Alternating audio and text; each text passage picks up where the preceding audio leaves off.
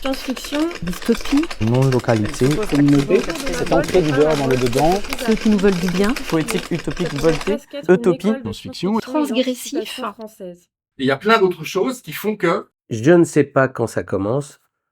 Nous pensons, Alain et moi, que ça commence en 1992 ou 93. Moi, je dirais la Volte, ça démarre par la zone du dehors, quoi. Ça démarre par mon premier roman. Mais j'ai envie de dire avant même que le roman démarre, puisque la première fois que je vois Mathias vraiment et que je lui dis, tu sais, je suis en train de faire un roman, c'est dans une soirée qui s'appelle Cyborgiaque Rouge. Pourquoi Mathias vient à ce truc-là, je ne me rappelle plus du tout. Je crois qu'on avait un ami commun. Ah ouais, si, on avait un ami commun. Anthony, un copain surfeur à Anglette, me présente Alain qui avait écrit un roman et qui m'a pris la tête toute la soirée sur son roman. Enfin, il m'a pas dit que c'était un roman, il m'a parlé de Deleuze, enfin, classique. Hein. C'est un livre sur le pouvoir, sur Foucault, sur Deleuze, etc. Enfin, je lui fais toute la logique politique du roman, toute la logique philosophique du roman, parce que pour moi, c'était l'intérêt du roman. Enfin, lui, je pense que ça lui passait complètement au-dessus. Mais très gentiment, il prend le manuscrit et il repart avec. Et là, c'est un peu le premier miracle, c'est qu'il remonte de Biarritz à Paris, 12 heures de voiture. Et c'est Mathias, quoi. Donc, il ne connaît pas la notion de repos, de contemplation, je sais pas. Donc, il prend le manuscrit, il le lit dans la voiture. et du coup, je le rappelle genre 2 jours après, ce qui est une aberration, quoi. Je sais pas pourquoi je le rappelle, il m'avait dit rappelle-moi. Et il me dit je l'ai lu. Et franchement, c'était mon premier retour professionnel. Et il me dit c'est génial, quoi. C'est vraiment super, quoi. Et donc je suis hyper content, hyper surpris, quoi. Et à partir de ce moment-là, il dit ok, je vais essayer de t'aider à le faire éditer. Et ça a été refusé, ou en tout cas voilà. Donc il n'y a pas eu de réponse, donc on l'a fait chez mon copain Olivier Guénon chez Silibris, qui vendait que par internet en impression numérique. Et il en sortait 50 par 50 comme ça. Et ça dure 5 ans comme ça, où il en sortait 50, il les posait en dépôt-vente dans les librairies, et puis une fois qu'ils avaient coulé, il en réimprimait. J'ai dû en vendre peut-être 500 exemplaires comme ça à Silibris. Mais j'étais très content, j'étais édité, j'étais écrivain, voilà, pour moi c'était l'entrée dans le grand monde. Et je commence dès 97 à travailler sur la Horde, à réfléchir sur la Horde. Et quand Alain est venu avec un projet où il y avait 23 narrateurs et ça s'appelait la Horde du Contrevent, Olivier et moi, on s'est dit qu'il lui fallait un vrai éditeur, pas nous, pas des rigolos. Et j'étais chez Flammarion, j'ai trouvé un éditeur que j'adorais, qui a fait les beaux jours enfin pas tout seul, mais de Présence du Futur, et qui était éditeur de science-fiction chez Flammarion, Jacques Chambon. Traducteur de Cadic, le gars qui dirigeait Présence du Futur, et il dit... Et le mec, il me dit, bah, faites-moi une note d'intention, quoi, tu vois, dites-moi, expliquez-moi un peu ce que c'est que ce putain de bouquin, quoi, qu'est-ce que vous voulez faire. Et je balance un premier chapitre à Jacques Chambon, 2 chapitres peut-être, et le gars me dit, écoute, c'est génial, on a l'impression d'avoir le nouveau bordage, mais en plus profond, quoi, ce qui était déjà un super compliment. Maintenant, il m'a dit, c'est too much, tu vois, ce que tu fais, c'est too much.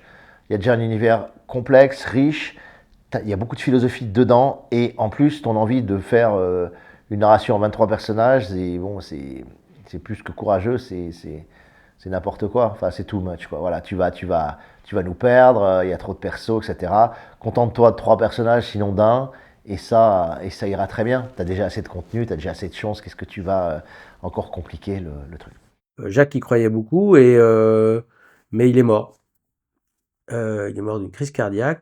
Et moi, j'ai envie de dire, la naissance de la Volte, c'est la mort de Jacques Chambon, tu vois. C'est peut-être ça qu'on devrait dire en vrai, quoi. C'est une mort pour une naissance. Et du coup, on a contacté quelques éditeurs, voyant que ça prenait pas. Alain est venu à la maison pour me convaincre de monter une maison d'édition. Voilà.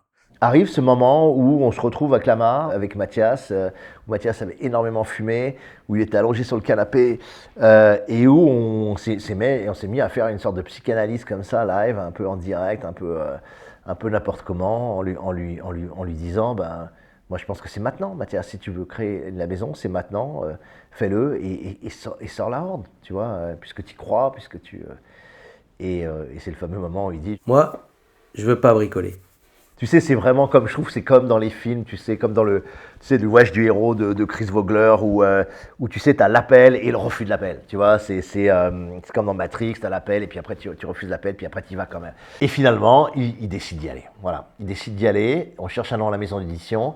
Et là, je lui propose, mais honnêtement, 50 noms, dont la plupart étaient vraiment drôles et forts. Et il choisit platement, pour moi, La Volte. Au final, après donc des centaines de tentatives pour trouver un nom, je l'avais appelé La Volte. Et La Volte, ça vient quand même de la zone du dehors d'Alain. En hommage aussi à cette idée d'un monde alternatif, d'un monde différent, d'une capacité à faire les choses ailleurs et autrement, que la Volte incarnait et qui se détachait de la révolte. Mathias n'a jamais été dans une lutte frontale avec, j'ai envie de dire, avec l'ennemi, quoi. Et il choisit ce mot. Et moi, je trouvais ça plat, quoi. Je trouvais, je pensais qu'il y avait vraiment des meilleurs titres. Et aujourd'hui, je trouve qu'il a parfaitement eu raison et qu'il a fait un très bon choix en réalité, et que le nom s'est vraiment installé et fait vraiment sens par rapport à ce qu'il a fait depuis 20 ans, quoi. Donc voilà, l'histoire de la Volte, c'est l'histoire du refus d'un manuscrit, en fait. C'est l'histoire du refus de l'art du contrevent, d'un manuscrit auquel il croyait plus que tout, quoi. Et qui, à cause de la mort de Jacques Chambon, ouvre la possibilité pour lui d'y aller, quoi. Voilà, donc ça, c'est le début de la Volte. La maison d'édition a été créée. J'avais une liste d'auteurs et de livres que je voulais faire. Ça ne ressemble pas du tout à ce qui s'est fait au final, à part La Horde du Contrevent. Si ce n'est que c'était faire de la littérature que d'autres ne feraient pas. Donc ça peut paraître négatif et pas du tout enthousiasmant, mais c'est-à-dire d'autres ne feraient pas parce que contraintes économiques, trop de risques, quoi, en fait, et que nous, on pouvait se permettre d'être un endroit où on allait, selon nos convictions profondes, construire, éditer, travailler sur des livres, et l'idée était de faire 3-4 livres éventuellement, voilà. L'art du contrevent, on pensait qu'on en vendrait un peu, mais c'est tout. Dès la première année, il y a eu un bouche à oreille incroyable. Nous, on a fait les choses bien. Moi, j'ai fait les choses bien que je connais du commercial et ailleurs, mais ça suffit pas. Moi, mon boulot, et c'est encore ça aujourd'hui, c'est d'accompagner comme une sorte de boule de neige qui est devenue maintenant un truc énorme, c'est de faciliter les choses. Alors, le bouche à oreille, il a commencé aussi par des auteurs. Vraiment, hein, Ayordal, Bottero, Bordage. L'année d'après, en 2005, aux Utopiales, qui est toujours notre baromètre un peu, j'adore. En 2005, voilà, il y avait commencé à y avoir un peu la queue pour... quand on pense à maintenant, ça fait sourire, mais c'est génial. Il y avait un peu la queue pour faire dédicacer les grands formats de la Horde du Contrevent à la Volte. Et donc, ça a commencé comme ça. Un bouche à oreille qui est plus fort que tout. Il n'y a pas que la Horde, mais effectivement, c'est ça qui a fait que j'ai monté la maison d'édition, avec un programme, avec des amis, des gens que j'aimais beaucoup, mais qui n'ont pas nécessairement été publiés. Je revendiquais pas la science-fiction à l'époque, que certains m'ont reproché. J'ai même mis 10 ans à parler ouvertement de science-fiction. Jusqu'à ce moment-là, jusqu'à 2014, je disais que moi, je sais pas trop ce que c'est que la science-fiction. J'aime la science-fiction, mais... Et donc, je voulais aussi beaucoup toucher des gens qui étaient férus de littérature. Et je ressentais profondément cette cassure entre des amateurs de littérature et des amateurs de science-fiction. Alors qu'évidemment, pour moi, la science-fiction, c'est de la littérature, que ce soit bien clair. C'est vrai que très tôt, on a publié aussi Stéphane Beauverger. Donc Stéphane Beauverger, c'est clairement, ça relève du genre. Et lui, il en lit, il en lisait, il en lit. Donc la trilogie Chromosome, puis beaucoup plus tard, enfin un peu plus tard, le Déchronologue qui a été salué aussi par des prix. Enfin, on a commencé en fanfare en fait avec sur le genre, les genres de littérature de l'imaginaire, littérature au pluriel. On a commencé par Damasio et Beauverger, c'était bien. Mais on a eu aussi d'autres livres improbables comme Yvan Améry, donc âme sœur, Yvan Jablonka, un livre encore inclassable qui s'appelle Poisson-chien de Laurent Rivleg. Et toujours, il y a des livres qui aujourd'hui vont dans des rayons qui sont plus de la littérature générale. Et avec le succès croissant d'Alain et de l'Ordre du Contrevent, surtout en folio, hein, grâce à Folio, et c'est très bien, et on en est reconnaissant, ça a dépassé les 400 000 en folio. En fait, j'en sais rien. Je crois que ça a dépassé les 450 000. Et il a porté et suivi des auteurs de grande qualité qui parfois ont été abandonnés, hein, des Philippe Curval qui ont été abandonnés hein, quasiment par le monde de l'édition, ce qui est une aberration quand même colossale hein, quand tu vois ce que Curval sort dans Souvenir de Loti à 90 ans, qui est un texte absolument somptueux, quoi, et que ce gars-là a été abandonné par le monde de l'édition, tu te dis mais où on vit, quoi, tu vois, où on vit. Et heureusement qu'un Mathias Echenay est là pour dire, attendez les gars, quoi, c'est Philippe Curval, lisez un peu ce qu'il a fait et comprenez que c'est impossible de ne pas suivre cette carrière-là, de ne pas lui donner sa importance. C'est pareil sur Jacques Barbery, quoi, tu vois, Jacques, il a une carrière magnifique, il a des livres magnifiques. C'est Mathias qui récupère tout et qui le publie et qui continue à faire que ces auteurs-là existent et ont une cohérence, quoi. Et après, ça a été pareil, il a été chercher Léo Henry, même si Léo publie chez plein d'autres éditeurs, il y a quand même une espèce de maison mère chez La Volte. C'est pareil sur Sabrina Calvo, c'est une très grande écrivaine, enfin tu vois, pour moi. C'est tout ça, plus les auteurs étrangers, plus... T'as Luvan, Luvan c'est hors norme, tu vois, c'est hors norme, c'est des livres de très haut niveau, c'est d'une subtilité, d'une finesse dingue, quoi, tu vois. Après, tu te dis, ouais, mais c'est de la niche, c'est... Ouais, si tu veux, c'est de la niche, mais tous les grands écrivains, à un moment donné, sont de la niche, tu vois, parce que c'est très pointu, parce que c'est très exigeant, parce que c'est très pur, très beau, ça suit des lignes très fines. Nous sommes maintenant, et nous revendiquons cette question-là d'une maison d'édition qui propose souvent de la science-fiction, littéraire, expérimentale parfois, et politique. Ce que Mathias a fait, et qui est quand même quelque chose de particulier, c'est qu'il a mis en place, par sa personnalité, par son goût, une sorte de nébuleuse autour de La Volte, quoi. Tu vois, un nuage, j'ai envie de dire un nuage de points, mais points P-O-I-N-G, tu vois, c'est-à-dire des gens qui sont engagés, qui sont combatifs, qui ont une vision de la littérature forte, précieuse, et qui, du coup, tournent un peu comme des satellites, comme des planètes, comme dans un système solaire autour de La Volte. Et ça, ces gens-là, c'est la clé, c'est ce qu'il appelle les voltés, c'est ce qu'on appelle les voltés. La question de ce qu'on appelle les voltés fait un peu mystère, mais en grande partie malgré moi, en grande partie. Pas complètement, mais en grande partie. Moi, s'il n'y a personne autour de moi pour que je fasse le show ou que je leur refile des choses à faire, je fais rien, voilà, en gros. Donc, j'ai besoin de plein de monde autour de moi, ça me donne plein d'idées, j'aime bien que les choses circulent et tout, j'adore lancer des projets, j'ai beaucoup de mal à les terminer. Et donc, je m'appuie beaucoup sur les autres et voilà. Et un jour, effectivement, j'ai décidé, je crois que c'était avec Norbert Merjanian, qui est un des associés de La Volte et auteur. C'était une façon d'aller voir d'autres gens ou d'aller renouveler d'autres gens autour de nous, enfin, et de rencontrer des lecteurs, des lectrices. Et donc, j'ai décidé, dans Paris, de faire des dîners ouverts, enfin... Chacun paye, hein, enfin, quand il y pense, mais c'est de se retrouver voilà, une fois par mois dans Paris. Et maintenant, ça fait assez longtemps et je ne sais plus depuis combien de temps. Certains disent depuis 2011, mais peut-être 2009, on n'en sait rien. Et en fait, ça me permet d'échanger des idées, de déconner quand même beaucoup, et peut-être d'accueillir d'autres personnes. Voilà. Il y a eu des périodes où des gens venaient présenter des projets personnels. Donc ça me ressource, ça permet de faire de l'agitation et peut-être un peu de lien entre les gens, de se retrouver. Alors c'est très parisien évidemment. Et donc voilà, donc ça donne quelque chose qu'on appelle les voltés. On aurait pu dire à un moment les bénévoltes, hein, surtout, c'est-à-dire que je faisais travailler des gens gratos. Donc c'est pas, enfin bon, beaucoup avaient un travail et c'était pas, et j'avais pas l'impression de leur tordre le bras, mais c'est pas nécessairement un modèle reproductible.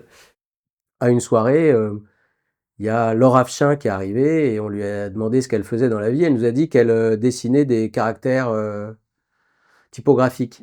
Et donc, évidemment, avec plusieurs bières, je dis « t'as qu'à écrire, t'as qu'à inventer les caractères de La Volte. » C'est vraiment pas quelque chose auquel j'étais même sensible. Hein. Et donc, elle l'a fait, et d'ailleurs avec quelques voltés qui donnaient leur avis, comme d'hab, mais... voilà, et donc on a notre propre caractère typographique. Voilà. Cet exemple est important, c'est des choses que les gens ne sentent pas, mais peut-être quand même, ils le sentent inconsciemment peut-être dans la lecture, ou en plus on fait tous les livres avec les auteurs et les autrices vraiment, quoi. Enfin, on les fait vraiment ensemble, d'autres éditeurs aussi, hein, mais voilà, ça c'est dans notre identité. Et puis avec des revenus des œuvres d'Alain Damasio, on a eu un peu plus de confort. Donc, vraiment, en 2019, les 15 ans, il était temps de passer à une autre phase. Donc, avec l'argent des furtifs, j'ai chez moi créé un espace, là où nous sommes, un bureau, ça me permet de rester en chaussons en général, et embauché quelqu'un qui s'appelle Naï Alashkar. C'est la première salariée de la Volt. Donc voilà, on s'est professionnalisé en gardant cet esprit de foutoir, de joie, de créativité. Maintenant, ma préoccupation, c'est d'accueillir des nouvelles générations, c'est le cas, hein, et de rester ouvert. Voilà, et c'est en fait hyper ambitieux de dire ça, quoi, de vouloir faire ça. En gardant du mouvement, du foutoir et en essayant d'accueillir et d'accueillir des nouvelles voix et d'accompagner des nouvelles formes d'écriture. Moi, je crois beaucoup à la fantasmatique interne des gens et des créateurs de projets et des créateurs d'entreprises comme les Mathias. La fantasmatique, elle finit par informer ce que tu fais. Et dans la fantasmatique de Mathias, il y avait ce côté « je ne veux pas être un éditeur commercial » parce que c'est de là qu'il venait et c'est ça qui conjurait. Donc, je suis très fier d'être un éditeur maudit, tu vois, et presque le manque de reconnaissance commerciale est une valorisation du travail qu'il fait, mais à condition qu'il y ait quand même des gens qui reconnaissent la qualité des livres. Alors, la presse, certains lecteurs, etc. le reconnaissent, mais tu peux dire, bon, bah, c'est juste que ça correspond à certains publics. Non, la vraie reconnaissance, la seule reconnaissance vraiment indiscutable, c'est l'université. Il y a eu un colloque en 2024. C'était un moment incroyable pour les 20 ans de la Volt. Un colloque universitaire, donc tout de suite c'est classe, organisé par Jean-Marc Beau et Christelle Coulot. La fiction, elle permet, sans avoir prétention à la vérité, d'ouvrir. C'était bizarre d'ailleurs pour moi de vivre ça, et pour eux aussi, puisque j'étais là, quoi. Et donc ils parlaient de quelque chose qu'ils figeaient, enfin c'est pas de leur faute, mais qu'ils photographiaient un moment et ils essaient d'en voir les racines et le futur. Attention, là on a quelque chose qui se passe, là on a quelque chose de haut niveau, là on a un courant littéraire qui mérite vraiment qu'on l'étudie, qui mérite vraiment que des thésards bossent dessus, qui mérite clairement que des chercheuses travaillent et ouvrent des perspectives à partir de ces livres-là et de cette maison d'édition-là. On a eu des thèses, par exemple la thèse d'Héloïse Brésillan sur la science-fiction et l'oralité de la science-fiction. Et donc je vais vous parler de la manière dont les pratiques sonores chez les auteurs et autrices de la Volt permettent de déjouer l'autonomie des mondes possibles littéraires. Donc c'est la propension de cette maison d'édition à mettre en avant une transmédialité qui lie les ouvrages papier et les pratiques sonores. Donc par pratique sonore, j'entends la poésie performance, la création, l'installation sonore, des pratiques musicales, ça peut être des concerts également. Dans sa thèse, ce qui est génial, on lui a reproché d'ailleurs à la soutenance, c'est que, il a dit votre corpus, c'est un corpus de la Volt, quoi. Tu vois? Et donc vous êtes en train de nous dire que l'avant-garde de la littérature en science-fiction, elle est en gros chez un seul éditeur qui est la Volt, quoi, tu vois. Et c'était marrant d'avoir cette réaction-là, mais en grande partie, elle a raison, enfin, tu vois. Donc, pour moi, l'espèce de sacralisation universitaire, l'espèce de reconnaissance, enfin, est très claire et très nette, quoi, et sans ambiguïté du travail de la Volt et des écrivains de la Volt dans le champ littéraire.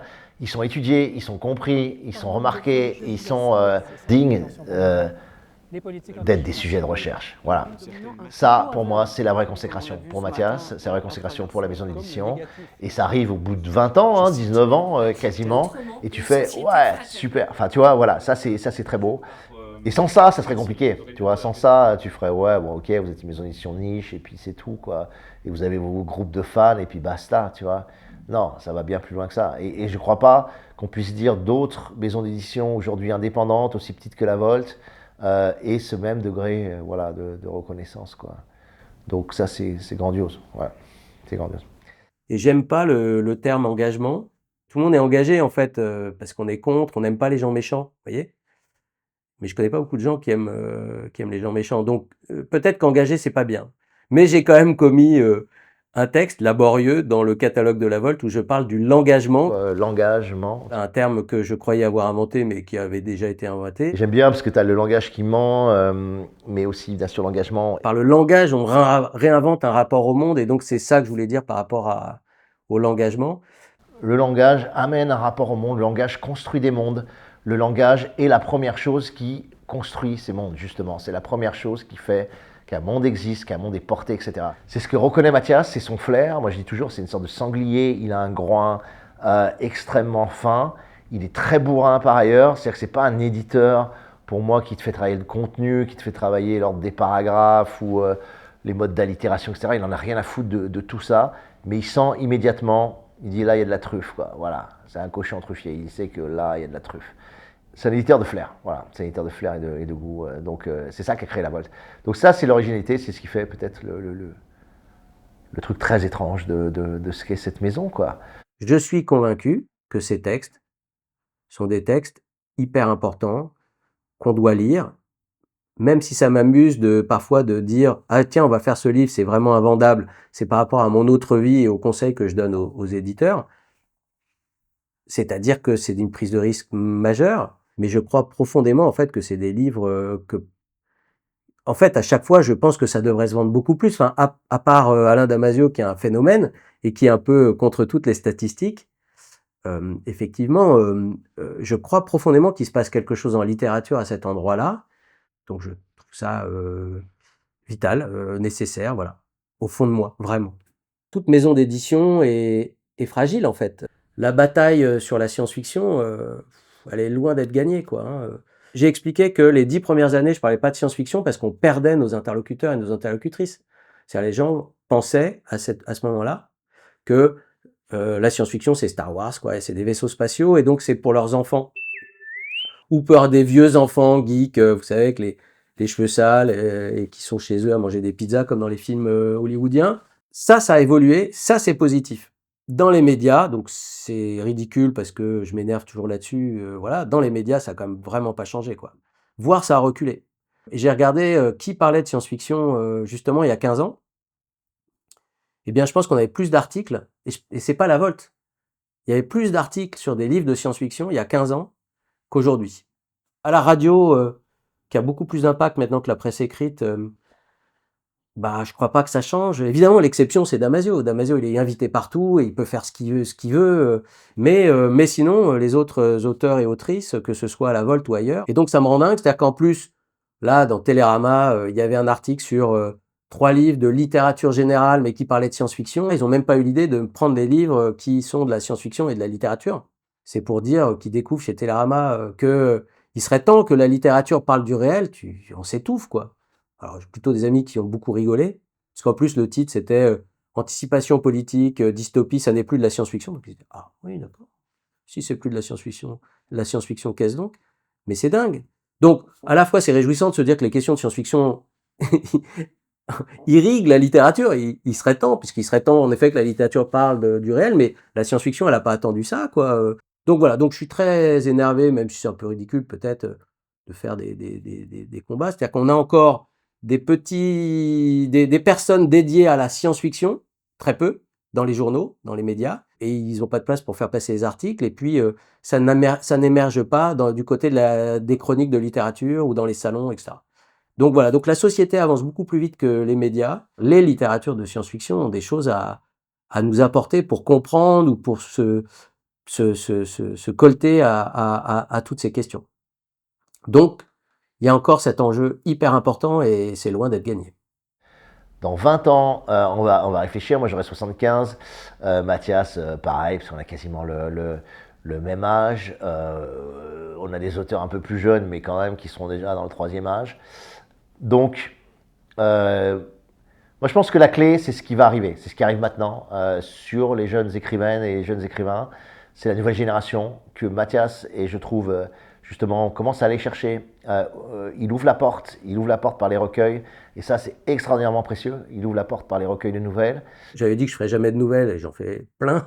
Nos recueils de nouvelles, nos anthologies thématiques, où là, on vient de sortir La Ville, on a eu le travail, la santé, et on en a eu d'autres qu'on cite. Et ils vont sortir aussi parce qu'ils ont lu la Volte, parce qu'ils ont lu tous ces auteurs dont je parle, et ils ont été influencés, ils ont été construits par ces auteurs-là. Donc, c'est des auteurs qui vont oser, quoi. Voilà, qui vont oser. Donc, dans 20 ans, moi, je pense qu'il y aura toute une génération qui, aujourd'hui, a 25, 30 ans, qui va émerger et qui va, j'espère, casser la baraque. Voilà, il y a des choses qui sont possibles et là, les imaginaires de fiction sont vraiment une façon de montrer à quelqu'un qui s'immerge dans ces mondes qu'il y a d'autres façons d'être lié, il y a d'autres façons d'être ensemble, il y a d'autres façons d'avoir un rapport avec le vivant. C'est pas un monde clos qui vit sur des ruines ou qui vit au détriment d'autres mondes. C'est d'autres façons de faire. Voilà.